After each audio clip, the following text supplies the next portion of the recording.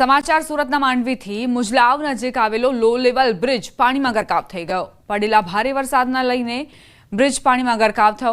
Bridge પરથી પાણી ફરી વળતા બોધાણ તેમજ બારડોલી જવાનો રસ્તો બંધ થઈ ગયો। બ્રિજ પાણીમાં ગરકાવ થતા બારડોલી જવા માટે 15 કિલોમીટર ચક્રાવો ફરીને જવું પડશે। લોકોની હાલાકી પણ વધી ગઈ છે।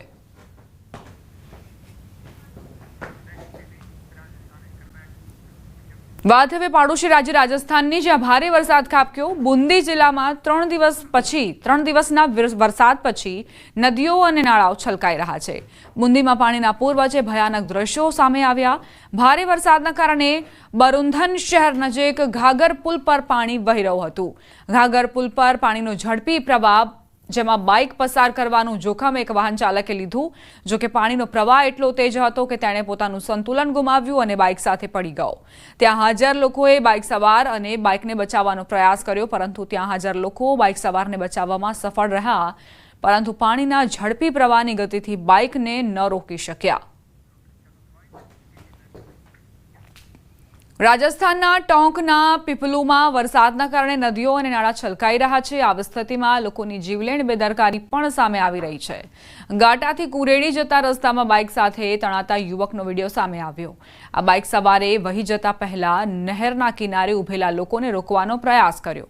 તેને કહેવામાં આવ્યું કે પ્રવાહ ઝડપી છે અને અહીં 2 લોકો પહેલાથી જ તણાઈ ગયા છે। આમ છતાં યુવકે કઈ જ વાત ન સાંભળી અને પોતાની બાઇક પર નહેર પાર કરવાનો પ્રયાસ કર્યો। થોડા ડગલા ચાલ્યા પછી યુવક તેની બાઇક સાથે તણાઈ ગયો।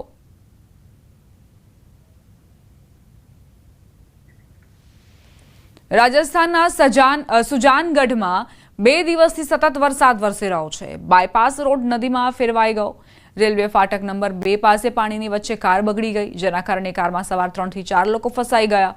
ફસાયેલા લોકોને ક્રેનની મદદથી બહાર કાઢવામાં આવ્યા, જેના કારણે કારમાં સવાર લોકોના જીવ બચી ગયા।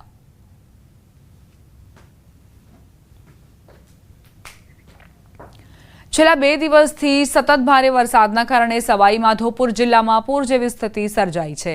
એનડીઆરએફની ટીમ વિવિધ વિસ્તારોમાં પૂરમાં ફસાયેલા લોકોને બચાવવા માટે સતત વિવિધ વિસ્તારોમાં જઈ રહી છે, પરંતુ આજે અચાનક જ એનડીઆરએફની આખી ટીમ પૂરગ્રસ્ત વિસ્તારમાં અકસ્માતનો ભોગ બની।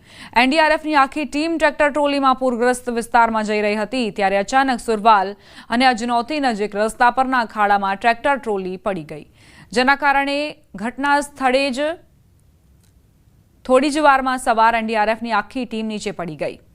આ અકસ્માતમાં એક સૈનિક ટ્રેક્ટરમાં રાખેલી બોટ નીચે દટાઈ ગયો। એનડીઆરએફના જવાનોએ મુશ્કેલ પરિસ્થિતિઓમાં પણ ધીરજ રાખીને હિંમત બતાવી અને બોટ નીચે દટાયેલા સૈનિકને સુરક્ષિત રીતે બચાવી લીધો। સદનસીબે આ અકસ્માતમાં કોઈ જાનહાનિ નથી થઈ। એનડીઆરએફના જવાનોને નાની મોટી ઈજાઓ થઈ છે।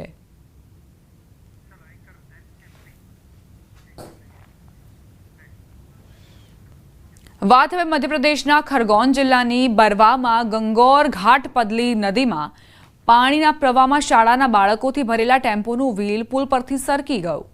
15 બાળકોનો જીવ જોખમમાં મૂકી ડ્રાઈવર પાણીના પ્રવાહમાંથી ટેમ્પો પસાર કરી રહ્યો હતો। આ દરમિયાન સ્થળ પર હાજર લોકોએ ટેમ્પોને પકડી લીધો અને બધા બાળકોને બહાર કાઢ્યા અને તેમને સુરક્ષિત રીતે પુલ પાર કરવામાં મદદ કરી, જેના કારણે મોટી દુર્ઘટના થતા ટળી ગઈ। ટેમ્પો ચાલક પોતાનો જીવ જોખમમાં મૂકીને વાહનને પુલ પાર કરીને લઈ જઈ રહ્યો હતો। નસીબની વાત હતી કે ટેમ્પો પુલ પરથી નીચે ન પડ્યો। અહીં બેદરકારીનું બીજું ચિત્ર પણ પ્રકાશમાં આવ્યું, જ્યારે સાયકલ ચલાવતો એક છોકરો પણ પુલ પરથી લપસી ગયો। સ્થળ પર હાજર લોકોએ તેને બચાવી લીધો।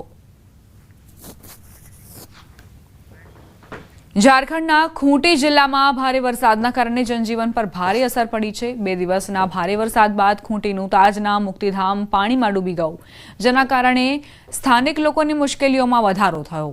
કારા અને ટોરપા બ્લોક વિસ્તારોમાં કરો નદીનું પાણી પુલ પરથી વહી ગયું અને જેના કારણે રસ્તા પરનો વાહન વ્યવહાર કલાકો સુધી ઠપ રહ્યો, જેથી માર્ગ પર મુસાફરી કરતા લોકોને મુશ્કેલી પડી હતી।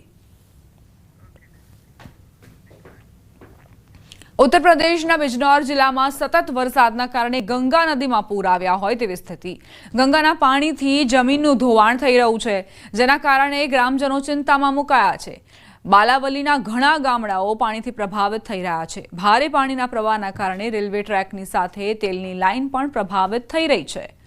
આ ઘટના બિજનૌરના મંડાવર પોલીસ સ્ટેશન વિસ્તારના બાલાવલીની છે। ધોવાણના કારણે વૃક્ષો પણ પ્રભાવિત થઈ રહ્યા છે। માર્ગમાં આવતા વિશાળ વૃક્ષો પણ મોજામાં ધોવાઈ રહ્યા છે।